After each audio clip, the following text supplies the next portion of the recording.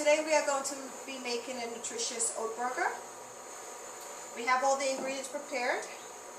We're going to start with a vegetable broth. 3 cups total are required.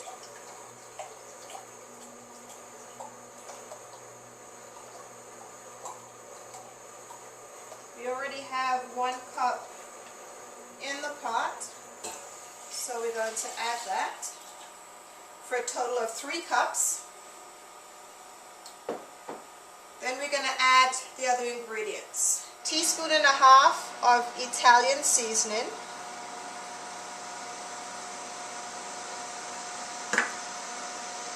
2 teaspoons of garlic powder,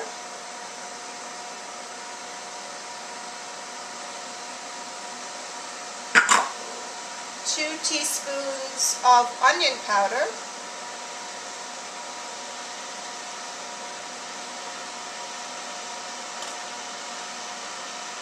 3 tablespoons of nutritional yeast,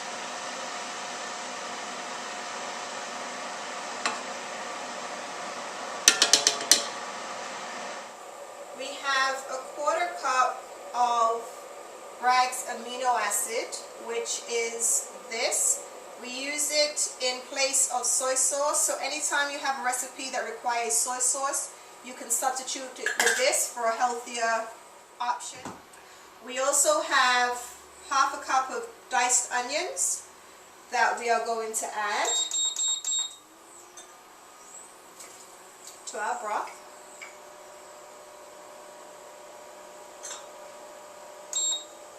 We're going to bring this up to a simmer.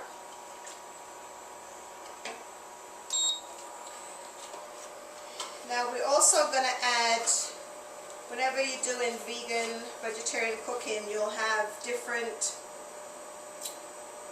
chicken style seasoning, beef style seasoning, vegetable style seasoning that have no animal byproducts in them. This is one called nut beef. They actually have a vegetable version, a chicken version, and these are pretty savory. So I'm using 1.5 cubes. A recipe may call for about 1 tablespoon. If I'm using this style, I usually do about 1.5 cubes. So this is coming to a nice rolling boil, and we're going to let it simmer for a minute or 2.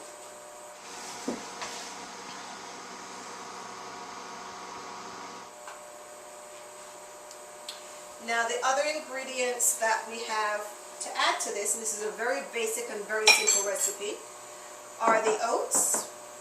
And recipes generally call for quick cooking oats. I do not use those. I usually just use the typical old-fashioned oats you'll find in every supermarket. What I do with them though is I'll put them on a thin sheet that's no more than maybe 1/2 inch deep, spread it out. Sometimes the tub may require 2 sheets. Put it in the oven for a minimum of 2 hours. Generally I do 2.5 hours on 200. That will give it that pre-bake, because as you know, oats and a lot of the grains need to be cooked for a minimum of 2 hours to be digestible and for you to get all the nutrients out of them, and for it to have no harmful effects on your body. So also look up on my website for more information on grains, and you'll get more scientific research on that. This is boiling nicely. So I also have a little over 1/2 cup of chopped walnuts. Now if you have a nut allergy, I've made this with the nuts, without the nuts. It's good either way, but of course it has more protein and more nutritional content if you do add the nuts. But again, if you have an allergy to nuts, don't add them. You can always use seeds or something else instead. So this is boiling. Once it starts boiling and it's simmered for a few minutes, you're going to turn it off, and then you're just going to add the oats, and that's 3 cups of oats and a little over 1/2 cup of the chopped walnuts. And the walnuts you can chop by hand, or if you have a blender food processor, just pulse it a few times to get a coarse chop on it. So this we just mix in thoroughly. Everything's incorporated, and we're going to let this sit for about 15 minutes and just let it cool down a bit so that we're able to handle it, because we're going to need to mold it into the burgers by hand. So we'll be back when we're ready to mold. Okay, we are back and ready to mold our burgers. And in order to do that, you need a mold, and I just use the top of a peanut butter jar, any jar you have that is about the size of the burger that you desire. You can use it, and it's about the right depth. Just a cookie sheet, some spray, and a regular dinner knife is fine. So you're just going to liberally spray your sheet. We have our oat burger, nicely formed, still a little hot. Oh, I forgot one crucial step. We need to spray the inside of this so that it comes out easily.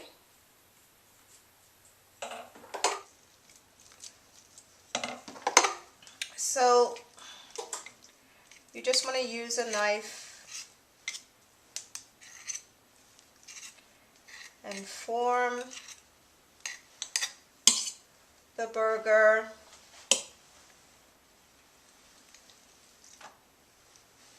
and just release it onto the sheet. We're going to try to get all of these on this one sheet, so we're going to maximize the space. Generally I can get 3 burgers or so done in the lid before I need to spray it, before it starts sticking again. So we're just going to continue to mold, and as you see, and if any little bits come off, you just mold them back in place with your knife. So I'll come back when we have them all completed. Okay, we are back, and all of the burgers have been molded. We got 3, 6, 9, 12, 15, 16 and a half. You see I have a nice little half-size one here. So you could have made them a little fuller in the tin, or even maybe a little thinner, and you maybe have gotten another 1.5. This is about average, the amount that you'll get, usually 12 to 15, depends on the size of the lid that you use.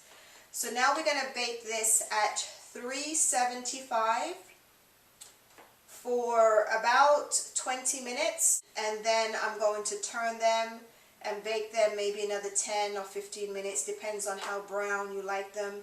The longer you bake them, the firmer they become, so it depends on your taste. I tend to like it a little on the firm side, so I let mine cook a little longer.